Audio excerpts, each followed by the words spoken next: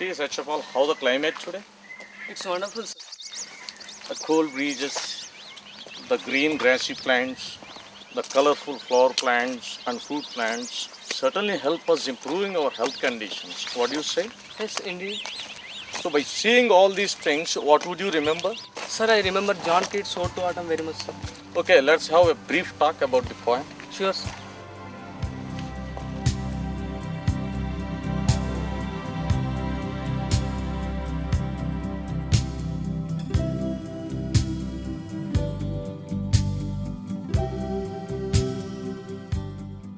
John Keats was not only the last but also the most perfect of the English romanticists. He is preeminently a poet of senses and their delights. As we see his words, his Ode to Autumn is the finest poem. Sir, what is an ode? Ode is, we can describe ode in this way, ode is a long lyrical poem, serious in subject, elevated in style and elaborate in stanzoic structure. We can also call it a poet's oration. For instance, as we see Keats' words, in Ode to Autumn, autumn has been addressed. In Ode to Nightingale, a nightingale has been addressed. So we can say the ode is in the form of an address.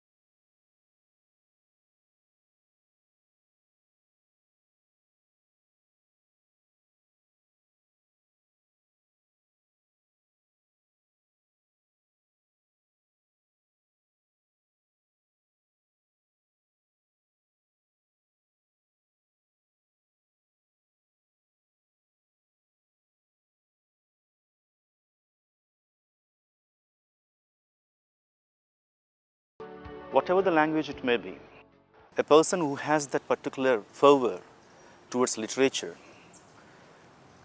definitely gets into nature, and he, in the lap of nature, comes out with flying colors. Especially a sensitive heart always speaks poems.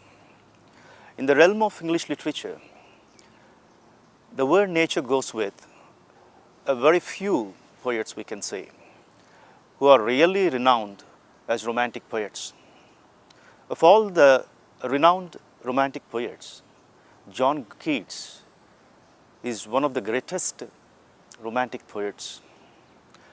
If Wordsworth finds a living spirit in nature, John Keats gives a sensuous appeal to nature. Basically, Wordsworth is a pantheist. That means he finds a spirit in nature, a cloud, a mountain, a stream, a leaf, everywhere and everything is the manifestation of God to William Wordsworth. But John Keats, on contrary, is just all his poems are mere mirrors, reflection of nature as she is. So whatever that he looks at, it gives some sort of sensuous and pictorial quality to him. And once we just talk about the odes of John Keats, Ode to Psyche, Ode to Nightingale, Ode to on Grecian Urn, and Ode to Grecian Urn, and Ode on Melancholy, and Ode on Autumn. Every piece of ode is touched with some sort of sensuousness, which really evokes the fine beauty and imagery and whatnot.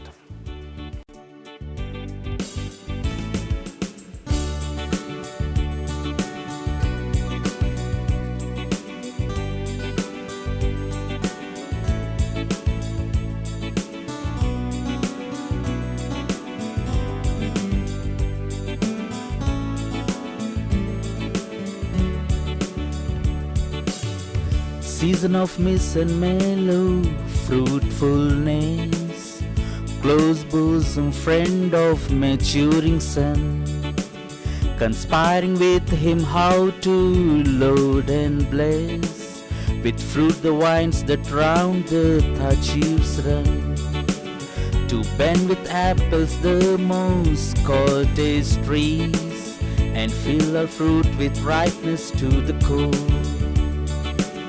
to swell the golden plum the hazel shells, with the sweet kernel to set budding more, and still more later flower for the bees, until they think warm this will never cease, for summer has a bring with clammy cells.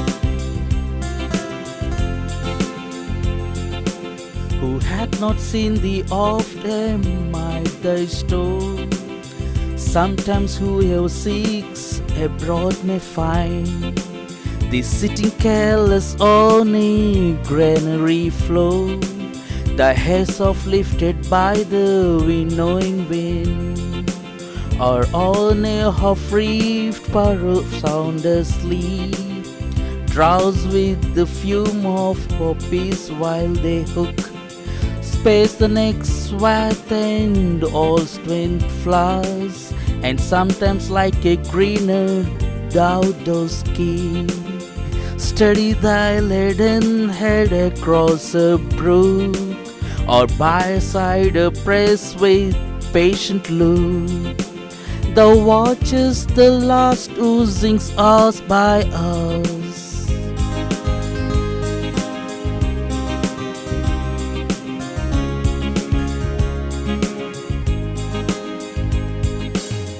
Where are the songs of springs? Aye, where are they?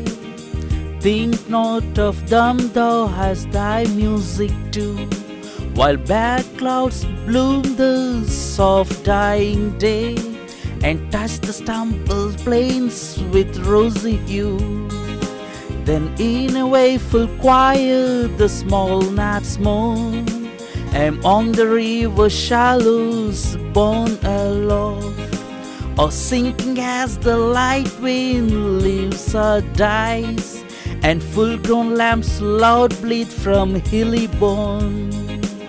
Hedge crickets sing, and now with treble soft, the red-breast whistles from a garden croft, and gathering swallows twitter in skies, and gathering swallows twitter in the skies. As we see the inspiration of the poem, Keats was very much struck by the beauty of the season, beauty of the climate. The treatment of the subject is perfectly objective or impersonal. The poet only presents the sights and sounds without giving his reaction to these sounds and sights. Okay, sir. Why is Keats called most perfect of the romantic poets? A good question. Undoubtedly, Keats was the most perfect of the English romantic poets. As we see his contemporary poets, Scott was merely telling stories, Wordsworth was upholding the moral law, Shelley was advocating impossible reforms, and Byron was expressing his own egoism. But Keats, living apart from all men and from all political measures, worshipping the beauty like a devotee, and was perfectly content to reveal what was in his heart. Let us see the poem Ode to Autumn.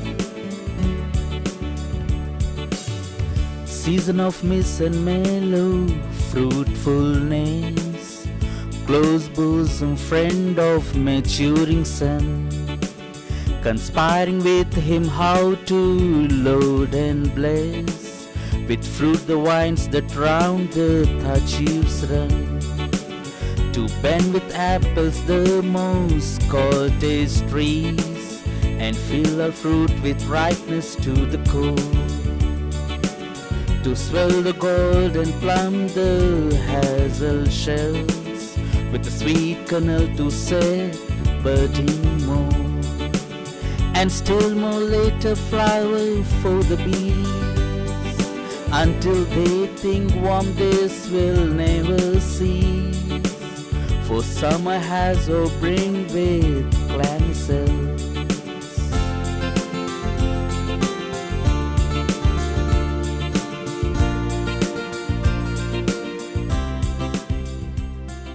Here is a poem in which a season has been personified and made to live. In the first stanza, the poet describes the sensuous abundance of the season, fruits, flowers, bees, etc. Autumn, as you know, is the season of mist. It's a season during which all kinds of fruits come to maturity.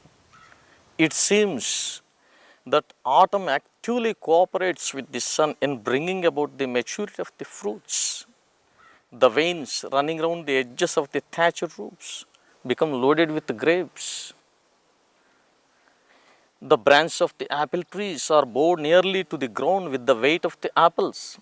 The apple trees growing in the cottage gardens are covered with moss and are weighed down with apples. All fruit is thus filled with sweetness. The gourd grows bigger and bigger. The hazelnuts are filled with the sweet kernel. Surprisingly, certain flowers bloom in the season. The bees, feeling very happy, sucking honey from the flowers. To the bees, it seems that these flowers represent a continuation of the summer. For the bees, therefore, the warm days of the summer have not ended. The sticky cells of the honeycombs are filled to overflowing with honey, and yet autumn provides more flowers in case the bees may like to draw more sweetness from them.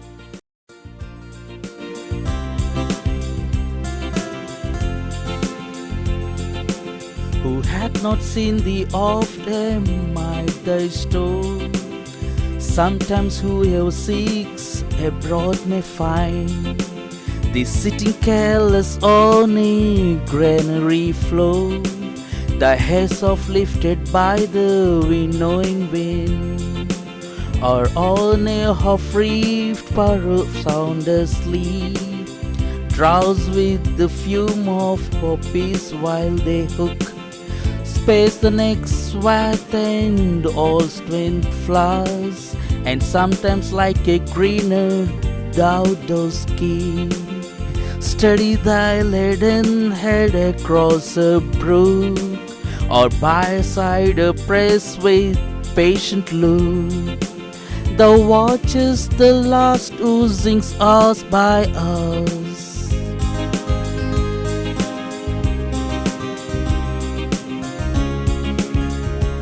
The second stanza describes various occupations of autumn. Autumn is here personified as a winnower, as a reaper, as a gleaner, and as a cider presser. Autumn is here seen as a woman who performs the tasks of winnowing, reaping, gleaning, and of course cider pressing. If anyone wants to see autumn, he may go into the fields and he will see the women engaged in the winnowing operations while the breeze ruffles their locks of hair. Secondly, we may see autumn in the shape of a reaper who has been engaged in the reaping car, but who in the course of her work is so overcome by the sleep-inducing smell of poppies that she falls asleep, with the result that the next row of corn remains unreaped. Thirdly, autumn may be seen in the character of a gleaner who is walking along steadily with the weight of grains upon her head crossing a stream. Finally, autumn be seen in the figure of a woman who is crushing the ripe apples in the wooden press to obtain their juice from which cider is to be made. Where are the songs of springs? Where are they? Think not of them, thou hast thy music too. While bad clouds bloom the soft dying day, and touch the stumbled plains with rosy hue. Then in a wakeful quiet the small gnats moan, among the river shallows borne aloft, or sinking as the light wind leaves or dies, and full-grown lambs loud bleat from hilly bourne. Hedge crickets sing, and now with treble soft, the red-breast whistles from a garden croft, and gathering swallows twitter in skies, and gathering swallows twitter in the skies.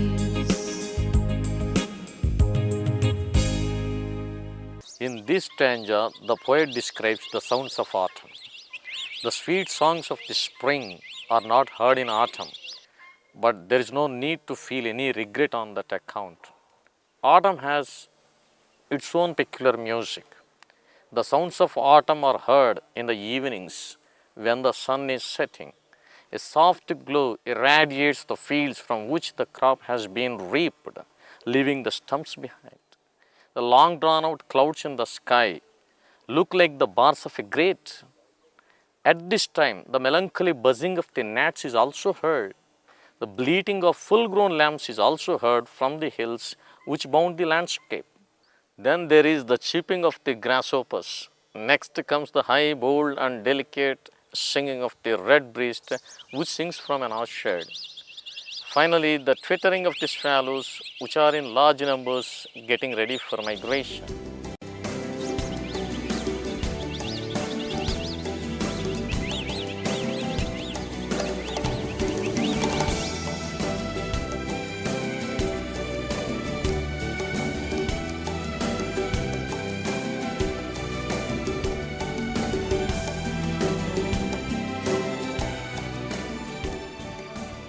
Of all the words, Ode to Autumn has its own entity.